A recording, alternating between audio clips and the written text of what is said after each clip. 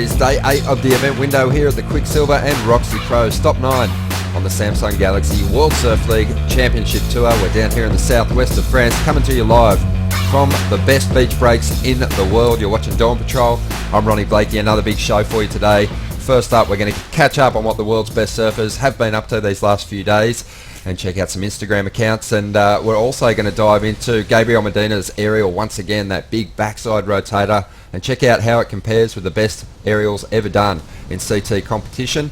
And last up, we're going to be having a look at the big moments from the Quiksilver and Roxy Pro. But first up, let's meet the panel for today. Ross Williams, former Championship Tour surfer. Morning, Ross. Good morning, Ronnie. And one of the best big wave surfers on the planet, Pete Mel. How are you, Pete? Good morning, everyone. Great to be here. Obviously, some big days of competition have been had, some big moments. We're going to get into all of that. But first up, let's get caught up on what the world's best have been up to. Everyone loves their time here in France, but Laura Eneva, Ross, she had a tough go of it this year. Yeah, that was, I don't know what's going on here, but we've had a handful of injuries, and unfortunately, Sally, well, let's dig into Sally first. She lost out, but it was a good way to lose here, Pete. She had a nice little run with the kids and gave away a surfboard.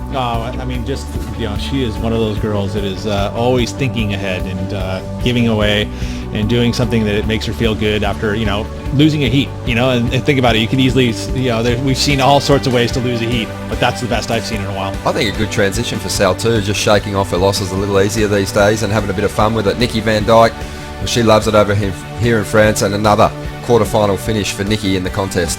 Yeah, Nikki was kind of on fire in this event. It looked like she was going to be, kind of the dark horse of the event and maybe make the finals, but unfortunately bowing out. And then Dims too, a lot of people's sentimental favorite. She made a good splash. It's so funny because she does just take a little bit of the hurt out of it. A dead high tide, trying to get barreled. It's just how she is, and it's great to see how you get to kind of read into their personalities through their Instagram accounts.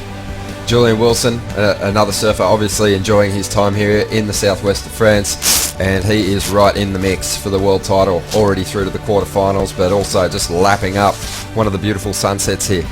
Yeah, he's looking really poised, and I think a couple extra gears ready to go for his last couple of heats. As well as this guy here, Nick Fannon. You watch some of the highlight footage that we've been able to watch, and we talked about him being the fastest surfer on the planet, and he sure is, man. He knows how to get in and out of maneuvers pretty darn quickly. I mentioned Laura Eneva too. She actually dislocated her shoulder before the contest started, had to pull out of her first event, which was a shame. I think we'll touch on that a little bit later. But first up, let's get the call and find out if we're going to get some heats in the water. For that, we'll check in with Chelsea Cannell. Morning, Chelsea. Good morning, Ronnie. I'm here with our Deputy Commissioner, Renato. And Renato, we've had so many amazing days, but we knew that there was going to be a drop in the swell coming. This place is a bit of a ghost town today, so I'm guessing that that's what's going on, but I'll let you give us the official call. That's correct. Incredible 4 days of surfing we have so far, but today we're going to give a break. It's pretty much the leftover of that swell, only 2-3 foot of waves, and really it's not a lineup swell, so we're going to call the competition off for the day and reassess tomorrow. All right, we've got a lot on the line. We've got the quarterfinals for the men at the Quick Pro, and we've got semifinals at the Roxy Pro. So what's the rest of the week going to look like, and when do you think we can expect more action in the water? Well, the plan is the forecast is for the new swell to start building tomorrow afternoon. So we're probably going to put the competition on hold tomorrow morning, wait till after lunchtime, and see if the waves and the wind behave. We might have a chance to restart competition tomorrow, but my bet is Thursday. Incredible forecast, similar to the best day of the competition so far. So fingers crossed, will materialize, and we have a great finish for the Quick Pro and the Roxy Pro as well. Yeah, it sounds like we are going to have more action at the end of the week. Everybody's talking about Thursday, Ronnie. Sounds good, Chelsea. But we have to keep turning up each day and just assessing the lineup, because a couple of days ago there was a chance that we were going to have an off day, and it was one of the best days, Pete, we've had all year. That's the ocean. We love it. As much as you can put computers and gurus and forecasters and educated men on the planet, you got to show up in the morning to take a look at it. But let's take a look at the Surfline forecast. Speaking of gurus at Surfline, they've been doing surf forecasting forever, and a damn good job at it. Here we go. We got that Labrador Sea swell. That's all that dark colors up in the left-hand corner. That's the swell that we're hoping to see for Thursday. Hopefully we see it Wednesday, and that's all, I think, because we've got 6 hours of competition left, with breaks in between. You've got the quarterfinals, semis, and then the final of the Quiksilver Pro, and then there's the semis and the finals for the women. But that's what it's going to do. It's going to fill in Wednesday, and if we can get that swell to kind of show up, like you said, around lunchtime, The ultimate question for me, though, is the winds. You know, we get into those afternoons, generally the wind will turn to that onshore northwest flow, and that's what's forecast for Wednesday afternoon. You know, Thursday morning, looking great, though. You know, you've got the swell on tap. We've also got the offshore winds in the morning. It's forecast to be light through that late morning, and then turn to a moderate north-northwest in the afternoon. So there's, you know, if we can get 6 hours competition, we may just pack it all in on Thursday, but we're going to look at Wednesday as well. Well, stay with us because there's plenty more to come on the show after the break. We're going to have a look at the biggest airs thrown down in CT competition.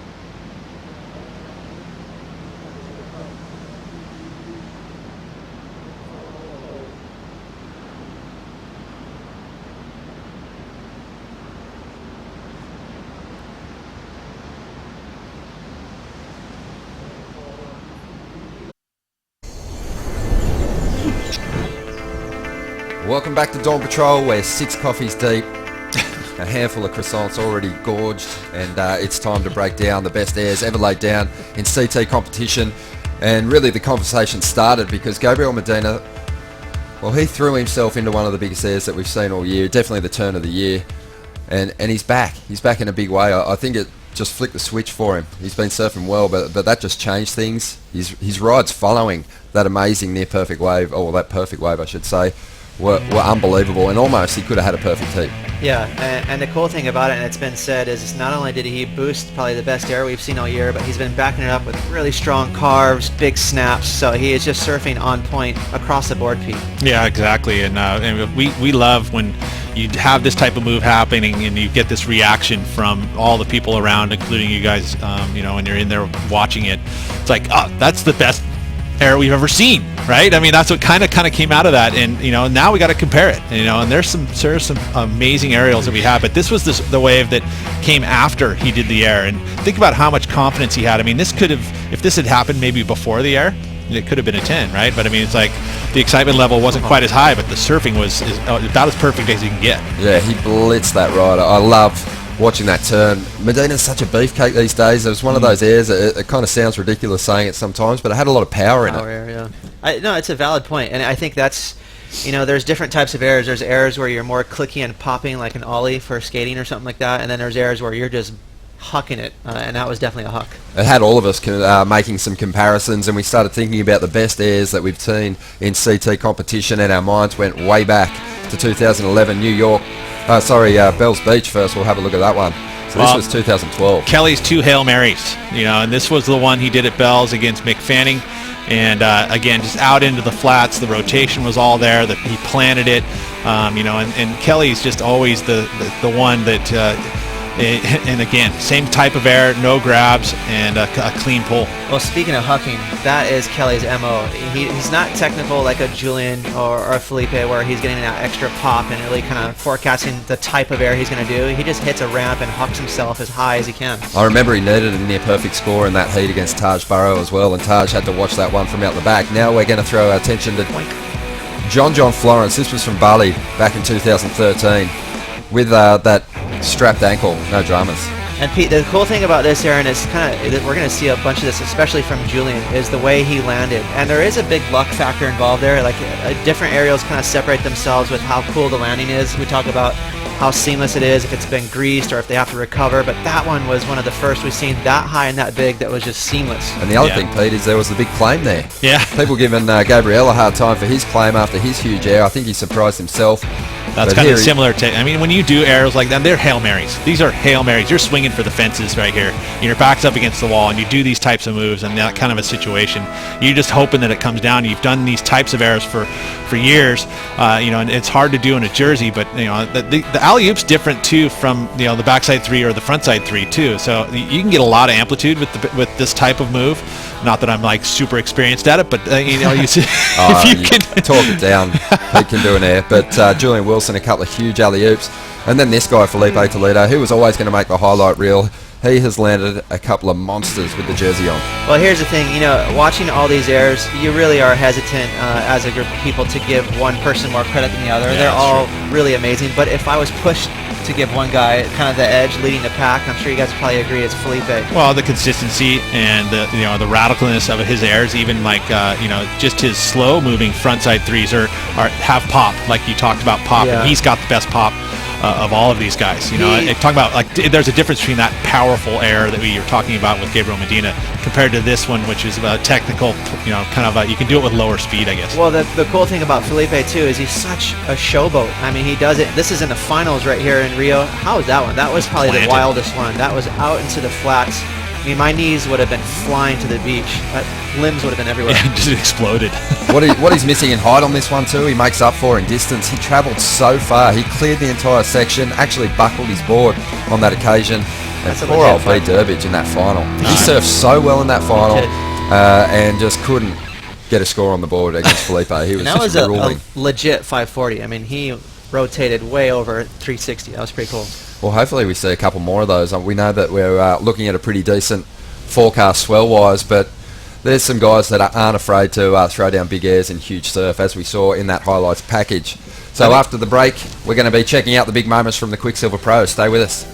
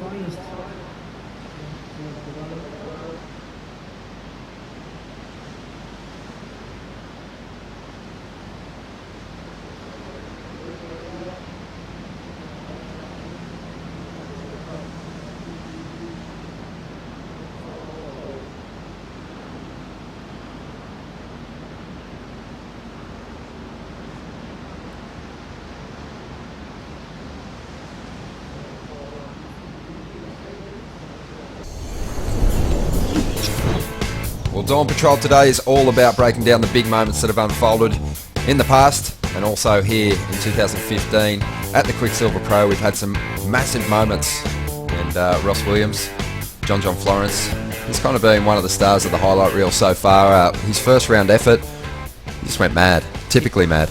He really did, and you know his level goes up with the waves. You know, we talk about how his interest level competing goes up when the waves are really good and big and hollow. It's kind of the same for John, but especially, you know, Pete, I just like the way he surfs. He loves to go at full speed. When it has to get grovelly, that's when we see John kind of, you know, his performance gets downplayed a little bit. But when it's like this, it's game on for JJ. Now, I've never driven with John, but I bet you he's one of those guys that's just straight pedal to the metal all the time, throwing down the clutch. You know, that's the thing. He does have that full speed approach each and every time, which is why he's so popular. And, I mean, and that's it. the carve of the contest was incomplete, to be honest. He didn't really ride out of that maneuver the way he would have liked, but it doesn't matter. You know, it just captured everyone's imaginations. A huge turn. Alejo Munez was in a heat too with John at one point. He had a 9.1. And the reason this is one of the big moments of the Quiksilver Pro is it's actually a sad moment, is this guy has fought so hard to re-qualify. You've got to remember that he missed 2 events last year and didn't make the cut. If he gets those events back, he's probably a good chance at being on tour this year. But credit to him, got on the QS, worked really hard, and now he's looking at 3 to 6 months on the sideline, which might take him out of the first couple of events the next year. It kind of made me revisit the topic we had a few events ago between Potts and Strider, I think, about don't free surf hard, you might get injury, and the irony of that injury there, he's in a heat, just pulling into kind of a messy barrel and he gets injured. So it just shows you how unlucky you can get. That was really unlucky to have that wave compress him like that. Yeah, a big moment, a sad moment, but hopefully, Alejo, if you're watching, you're healing up well and you're back for that first contest next year as a CT competitor. Another big one, Felipe came into this event on a bit of a run. He's been doing really well through those tough contests for him. He got a 9th in Tahiti, but you just knew when the swell picked up here that Maxime, a local boy, had a great opportunity to strike. And you know, and this one was, for me, I mean, I was out this morning trying to get some waves myself, and it was spotty as could be. There was not one spot. There was, you know, the swell had come up pretty quickly overnight, and it was low tide. There was not an area. I mean, Maxime started the heat to the north, came back. These were his waves, got up in the north. Felipe got that first wave right down the beach in the south, and it was just random. So I mean, it was kind of a bit of bad luck more than anything. A scrappy one between both competitors, and in the end, I think Maxime only needed a 2.5, and you saw his last ride. He brought it all the way through to the beach. It was questionable, but he did get the number he needed, and he moved through to take on Mick Fanning in round 3, Ross. And I just wanted to say, I know we're looking at Maxime, but you know, for Felipe, the learning lesson there is have that same energy that he has in small waves, you know, the small events where he is hounding the lineup. You know, you could tell he got a little complacent in the last 10 minutes. That he only needed less than a 2-point ride to kind of secure that lead. So that was a big mistake for him. Yeah, and then we talk about Mick Fanning and his performances here, just so spot on each and every round. So, you know, even the fact that he needed a big score at the end of that heat, and he kind of knew it was going to happen. And sure enough, the set came, and as soon as you saw the wave, you're like, oh, he's going to get it. Yeah, on the wrong side of rhythm throughout this entire battle. Maxime, he put that local knowledge to good use, Ross, but with 15 seconds to go, Mick, with a lot of pressure and chasing a big number, gets this ride. Well, I think, Pete, you said it was just a full Iceman maneuver, right? And it was. But it's cool to see that he actually did feel some pressure there. He said after the heat, he's like, I was nervous, but you definitely couldn't tell on that wave. Well, just a touch real back to Maxime. Just he's got an opportunity to make it onto the championship tour, and I think he'll take some confidence going out of this event straight into Hawaii.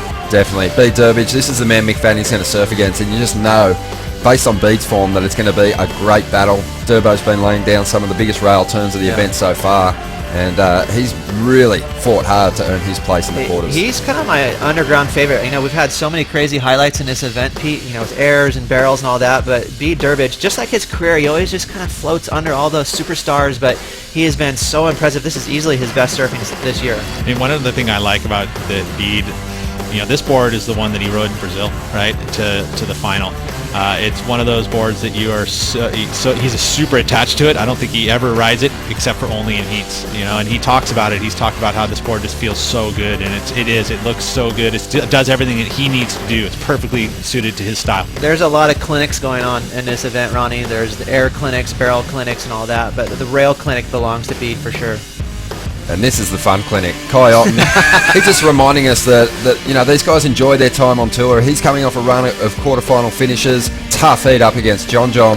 He put in a good fight, but not afraid to work the crowd. Have a look at this. I'm sorry, but I think truly he does some goat boating on the side. There's way too good a technique right there from him to You're say impressed? that he's never done this before. I mean, you see the bottom turn there? He actually literally laid the oar over to the side and got some technique and some drive out of that bottom turn. It sounds like you know what you're talking about, Pete. It really does.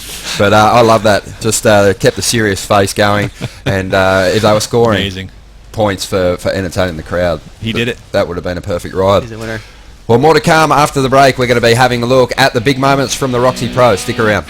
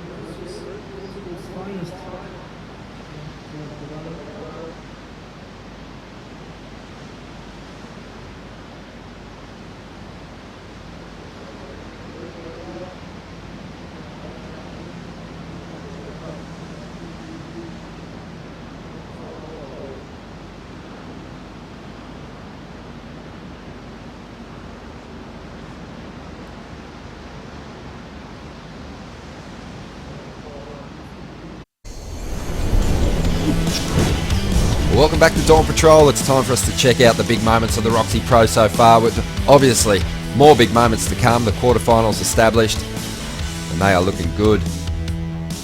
Semi-finals, actually, aren't we? Yes. Oh, we're powering through the rounds here at the Roxy Pro, but there has been some big moments. We talked about Laura Enever a little bit early on.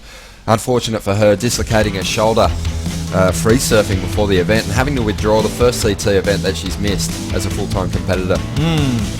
Yeah, it's a tough one. That was at that point in time, she was, it was just like on the verge of dislocation. It was like one of those things where she was like, it was painful. It was dislocated and relocated. Yeah, so it was, okay, got it. But either way, it was a tough one for her to pull out, and she, womaned up, yeah, and pulled the plug, which is hard to do. Definitely, especially in her situation. She is chasing big results on the championship tour to shore up a spot for next year. She might have to hit that QS event over there in Chile, but Tatiana Weston-Webross, 10-point ride in the first heat of the contest. And there's so many underlying kind of tones to this barrel. Of course, on its own, it's an amazing ride, but it just shows you, it's an example of how feisty she is. She loves these big waves. She's just kind of pushing for it. She wants to have the event run Thursday when it's going to be maybe double overhead.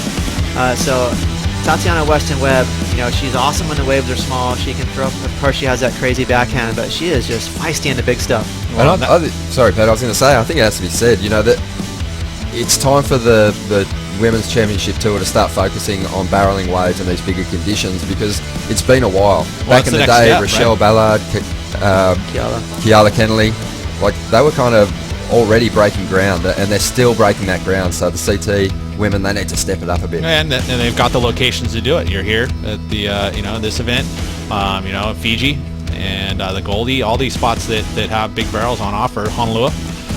So I mean, I feel like that. Yeah, you're right, and that's if you're going to push the level of surfing, I think that's a boundary that we can start exploring.